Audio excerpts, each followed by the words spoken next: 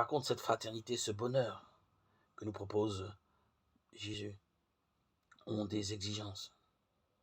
Un jour, un jeune homme demanda au Christ: Bon maître, que dois-je faire pour avoir la vie? Jésus lui dit: Pourquoi m'appelles-tu bon? Nul n'est bon que Dieu seul. Marc 10, 17, 22.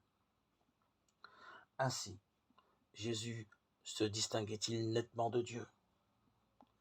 Quand on connaît la foi de l'Église primitive rédactrice du texte en la divinité du Christ, on ne peut que s'émerveiller de voir les rédacteurs ultérieurs à ce point respectueux de ces paroles du Christ. Gênantes pour eux, qu'on ne doute pas que ce sont là des ipissima verba, aussi attestés que par l'usage d'un magnétophone. Et Jésus de dire au jeune homme de respecter les commandements de Moïse, à la réponse que le jeune homme s'y efforçait.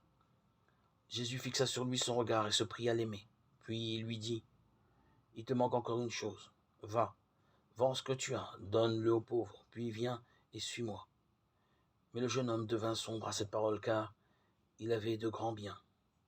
Ce qui entraîne l'exclamation de Jésus devant ses disciples provocatrice et paradoxale, lorsqu'il annonce qu'il est plus facile à un chameau de passer par le trou d'une aiguille qu'à un riche d'entrer dans le royaume des cieux. Marc 10, 25.